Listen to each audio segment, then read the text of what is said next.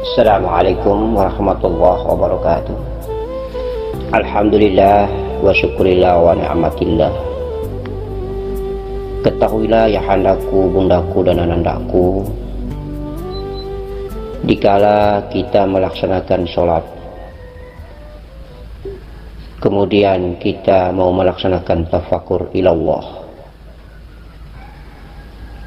maka duduklah bersila atau mencari bagaimana cara duduk yang nyaman dengan baik. Duduk bertahiyat atau duduk bagaimana caranya, sebagaimana Rasulullah biasa melaksanakan cara bertafakur dengan duduk bersilah, atau cara duduk sebagaimana amalan para salik di dalam mengamalkan aktivitas suluknya. Insya Allah, intinya adalah bahwa yang perlu diperhatikan adalah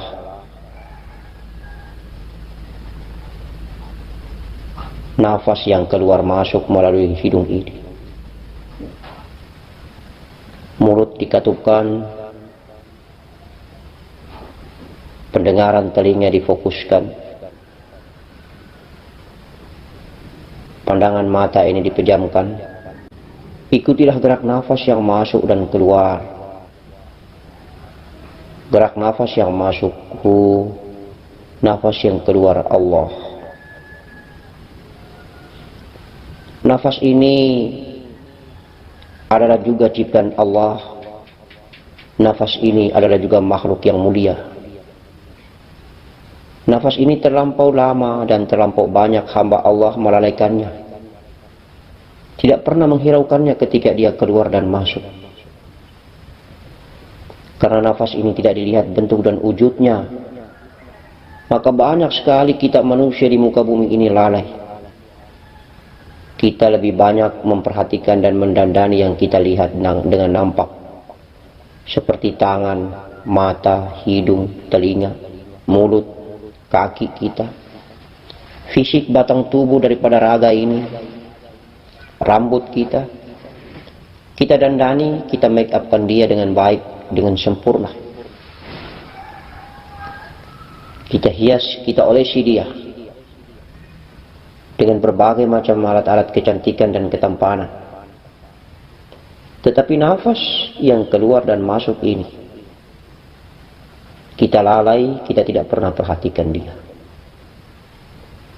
Batang tubuh yang kita sangat mencintai ini, kita wuduhi, kita bersihkan, kita sabuni, kita cuci, kita wangikan dia dengan parfum. Tapi nafas, begitu banyak hamba Allah di muka bumi ini tidak pernah memperhatikannya keluar masuknya. Keluarnya bebas, masuknya bebas. Dia mendatangkan syahwat dan nafsu bumi. Dia juga mengeluarkan syahwat dan nafsu bumi. Apakah dia penuh dan dijubahi dengan pakaian nafsu bumi, ataukah penuh dan dijubahi dengan pakaian akhirat? Tidak pernah diperhatikan, tidak pernah difikirkan, tidak pernah dikaji, tidak pernah dibayangkan. Allahumma salli ala Sayyidina Muhammad wa ala ali Sayyidina Muhammad. Padahal nafas ini adalah makhluk ciptaan Allah yang teramat sangat mulia. Karena nafas ini datang kita hidup, nafas ini pulang kita mati. Nafas ini ada kita hidup, nafas ini kembali ke asalnya, maka kita telah meninggalkan dunia. Nafas ini ada maka kita diartikan sebagai seorang hamba Allah yang mulia bernama manusia. Apabila nafas ini sudah tidak ada, maka Masya Allah kita adalah bangkai.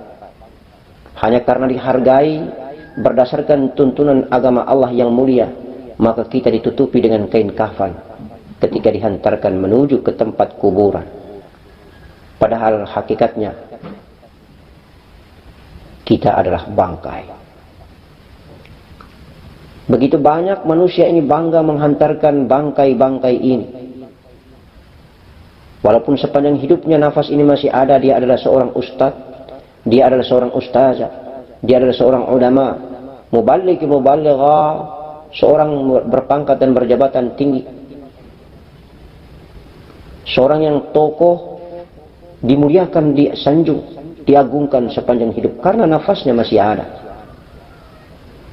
Tetapi nafasnya ketika tiada, begitu banyaknya orang membanggakan, mengusung, menghantar menuju ke kuburan, padahal tidak disadari bahwa manusia begitu berjubel dan begitu banyaknya itu mengusung bangkai menuju ke tempat kuburan hanya karena dihargai sepanjang nafasnya masih ada, yaitu ketika dia hidup, maka ditutupi dengan kain kafan. Padahal kita membawa, menangisi, meratapi, menyesali, begitu banyak merampas bangkai ini untuk dipikul, untuk diusung menuju ke kuburan. Masya Allah. Allahu Akbar walillahil hamd. Kita merasa begitu menyesal, begitu terhinanya ketika bangkai ini dibakar, bangkai ini dibuang saja begitu. Insya Allah, bangkai manusia. Karena kita masih terbawa dengan pikiran bahwa adanya kemuliaan kehidupan. Padahal kemuliaan kehidupan itu ada ketika adanya nafas yang kita lalai ketika masih ada nafas ini di dalam batang tubuh. Kita diaktifi dengan kehidupan duniawiya, sehingga kita tidak pernah menyadari bahwa keluar masuknya nafas ini teramat sangat penting untuk dimanfaatkan, untuk diibadahi, untuk menjadikannya sebagai sarana terbaik menuju ke tempat Allah Subhanahu wa taala, menuju ke singgasana Allah Subhanahu wa taala, menjadikan kendaraan terbaik untuk mengunjungi Allahu Azza wa Jalla, Allahu Jallahu Jalala. Kita lupa memanfaatkan bahwa nafas ini adalah kendaraan terbaik yang begitu cepat melejit bertemu Allah Subhanahu wa taala. Kita lupa bahwa dia adalah kendaraan yang paling dekat sekali dengan negeri Allah. Dia adalah kendaraan yang tercepat untuk menuju ke negeri Allah Subhanahu wa taala dan bertemu dengan sang pemilik kekasih, Allah Subhanahu wa taala yang Maha Kasih. Coba kita duduk dan kita renungkan baik-baik, wahai ayahandaku, bundaku dan anandaku. Kita lebih banyak merasa puas dan puas, teramat sangat puas ketika kita mengibadahi zahir ini. Ketika kita melantunkan kalimat doa, kalimat ibadah ini, ketika kita juga ikut mendengarkan suara atau bunyi yang keluar, kita merasa teramat sangat puas, melebihi puasnya kita ketika kita melantunkan hal yang bersifat dhaim, yang diam, tidak berbunyi dan tidak bersuara. Kita lebih bangga dan merasa puas bahwa kita sudah saleh, kita sudah ibadah ketika kita melantunkan bunyi dan suara yang indah. Bismillahirrahmanirrahim. Alhamdulillahi Rabbil Alamin.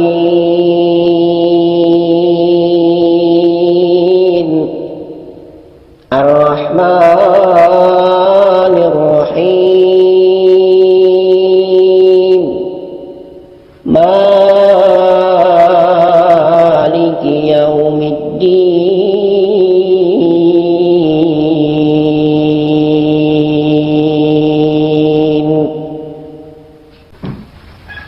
Setelah selesai kita melantunkan dengan bunyi dan suara yang kita sendiri juga mendengarkan ini,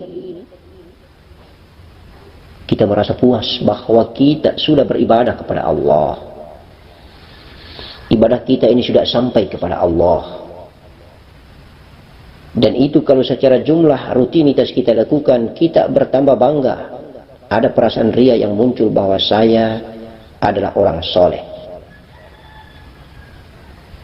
Tetapi kita tidak pikirkan sudah berapa jumlah dan banyaknya kita melantunkan ibadah kepada Allah, mengunjungi Allah, datang bertemu dengan Allah, menggunakan kendaraan yang diam, tidak berbunyi dan tidak bersuara, yaitu nafas. Banyak sekali kita lalaikan. Ketika kita melaksanakan aktivitas kehidupan dunia, menyetir mobil, kita keluar, kita mengetik laptop, kita menggunakan sarana dan fasilitas serta media-media kehidupan ini, kita lupa bahwa nafas kita itu keluar masuk dalam keadaan kesibukannya sendiri. Kemudian fikir dan akal serta otak kita ini juga melaksanakan aktivitas dan kesibukan sendiri. serta jasad, raga, batang tubuh ini juga melaksanakan aktivitas dengan kesibukannya sendiri. Oleh karena itu maka kesimpulannya begini, mari kita kumpulkan semua akumulasi aktivitas kehidupan ini, menjadikan epicentrum nafas sebagai pusat aktivitas, menjadikan nafas menjadi kendaraan terbaik satu-satunya. Kita kumpulkan semua aktivitas ini, biarkanlah kita serahkan kepada nafaslah yang berjalan dan menjalani aktivitas ini. Nafaslah yang mengendarai perjalanan semua kebutuhan dan hajat kita untuk bertemu kepada Allah Subhanahu wa taala.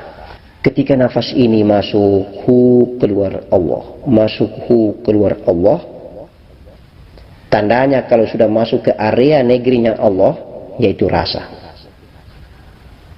Kalau kita sudah merasakan adanya rasa cinta, adanya rasa rindu, adanya rasa, kita rasakan itu rasa bertemu dengan Allah. Rasa tidak pernah mau berpisah lagi dengan Allah. Rasa yang sangat luar biasa, yang hanya merasakan itu saja yang bisa merasakan adanya rasa itu. Allahu Akbar. Maka insya Allah hamba Allah ini selamat dunia wal akhirat.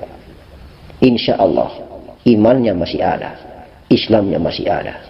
Dia tidak pernah dilepaskan oleh Allah saat yang tiada tetapi ada itu. Dia telah menyatu, disinggahi, dikunjungi. Dia telah diliputi oleh Allah yang hampa tetapi ada. Alif yang bernama nafas ini adalah kendaraan terbaik, kemudian telah tenggelam di dalam negeri area Allah yang bernama rasa. Maka perasaan rasa itu telah dimiliki dan tidak pernah terlepas lagi. Ada waktu tertentu, momen tertentu, kita kehilangan rasa. Dan perasaan penyesalan itu luar biasa. Rasa yang ada di dalam perasaan itu kalau sudah tidak ada, maka perasaan menyesali tentang kehilangan rasa itu sangat luar biasa dan dahsyatnya. Dan alhamdulillah wa syukurillah, apabila rasa di dalam perasaan itu masih kekal adanya, maka Allah tidak pernah lagi berpisah dengan kita. Maka 24 jam dalam dasar nafas kita berjalan, hendaknya kita berusaha supaya Allah jangan tinggalkan kita. Allah jangan membelakangi kita. Apabila Allah sudah membelakangi kita, maka kafirlah kita, sesatlah kita. Ghairil maghdubi alaihim waladdallin.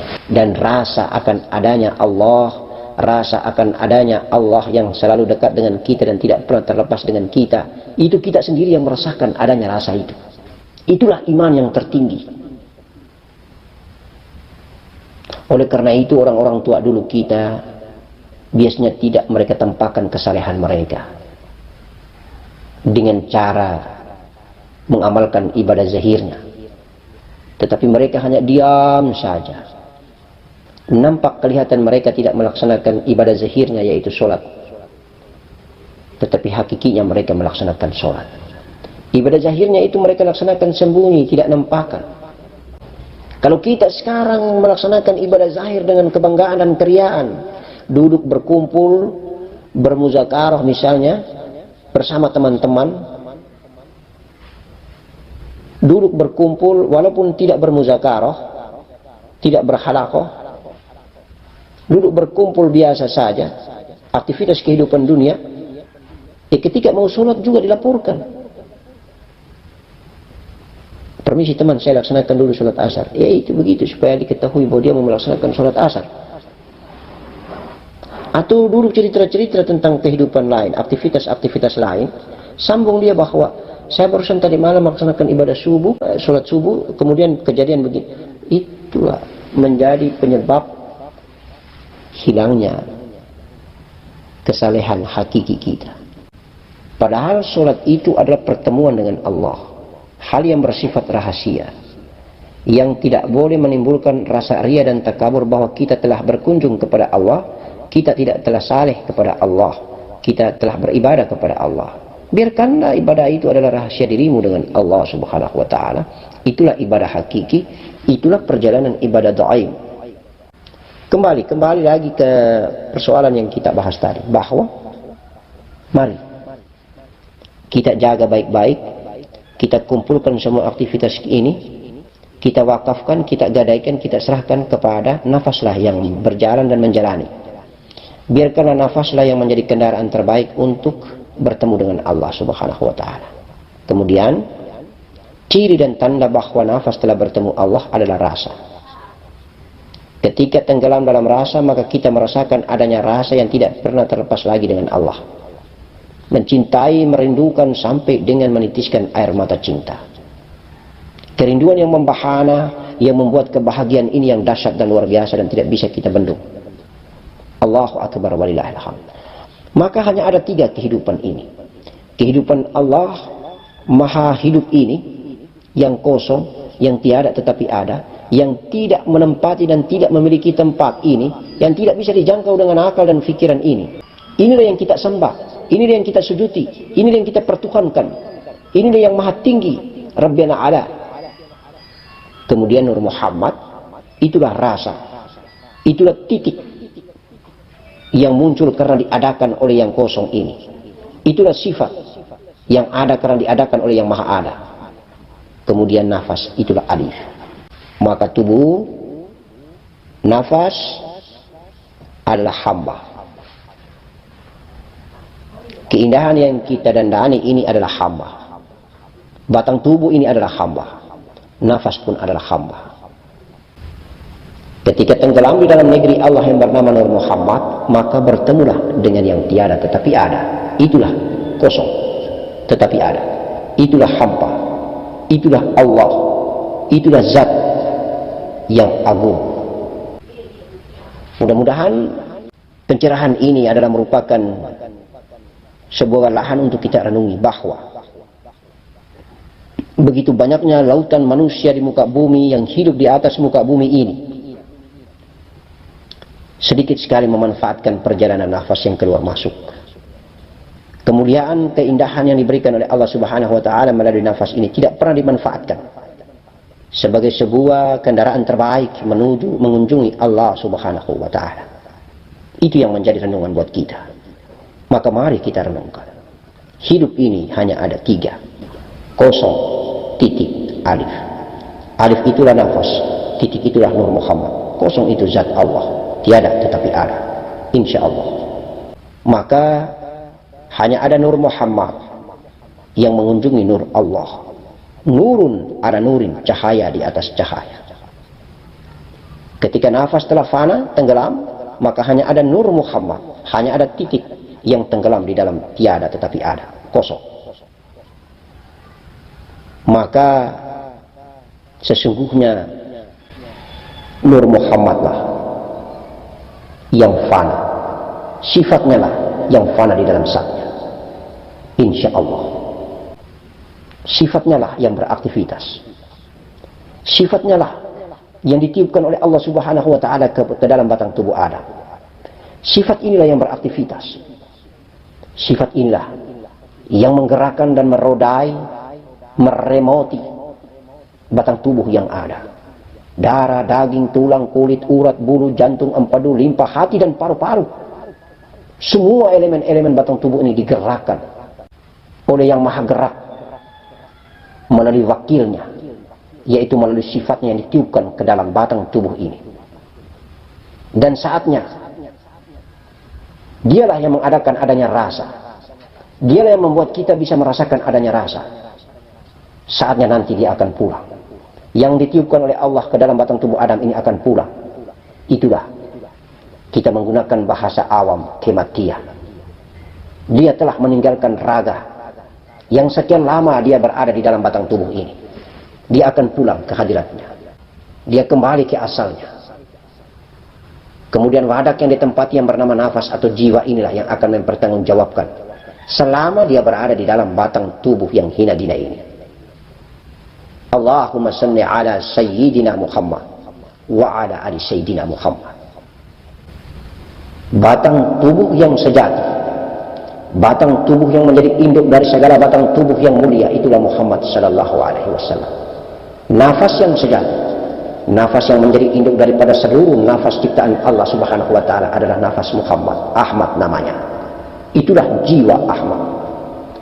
Nur yang menjadi induk daripada nur sejati, daripada segala nur-nur yang ada pada diri batang tubuh manusia adalah nur Muhammad sallallahu alaihi wasallam. Dan zat yang agung, ahadul wujud, zat Allah subhanahu wa ta'ala. Barakallah, baraka Rasulullah, baraka wali-wali Allah. Kun fayakun. Satu harapan bagi kita adalah bahwa bolehlah kemuliaan raga ini, batang tubuh ini dimuliakan dengan begitu banyaknya manusia menghantar dan mengusung jenazah ini menuju kuburan. Tetapi lebih mulia lagi itu ketika waktu sakaratul maut, nafas atau jiwa kita ini pulang mengunjungi Allah, dihantarkan, dijemput oleh ribuan saf para malaikat, dan dihantarkan pula berjubel-jubelnya para malaikat menghantarkan pulangnya nafas dan jiwa ini menuju ke hadirat Allah subhanahu wa ta'ala. Itu yang kita inginkan. Karena yang mulia itulah dia datang, yang mulia ini pula yang pulang. Tetapi alangkah lebih mulia lagi dan lebih mulia lagi dan lebih mulia lagi ketika hamba Allah itu tiada lagi berpisah antara batang tubuhnya dengan nyawanya. Maka ketika berangkat pulang, batang tubuhnya hilang tiada. Yang ada hanya kain kafan kosong dengan setetes mani. Dan lebih mulia itulah batang tubuh ini utuh, tidak dimakan tanah, wangi seperti parfum yang tidak ada di bulu, kasturi, zaitun. Allahumma salli ala sayyidina Muhammad wa ala ali sayyidina Muhammad. Itulah kita belajar mengenal dia. Tidak memisah-misahkan, tidak bercerai-beraikan antara tubuh dan nyawa, tetapi menyatu tubuh dan nyawa itu. Maka hidup, dia tidak mati. Insya Allah, kalaupun dia tidak hilang sebelum dikubur, yakinlah di dalam kubur dia akan hilang. Kalaupun tidak cepat dia hilang di dalam kubur, yakinlah ratusan ribuan tahun lamanya dia akan mengecil tubuh ini di dalam kubur, kecil, kecil, kecil, pendek, pendek, pendek, dan akan hilang menjadi setetes mani. Itulah kemuliaan dan kebesaran Allah subhanahu wa ta'ala diberikan kepada batang tubuh yang mulia ini, menjadi seorang kekasih Allah. Assalamualaikum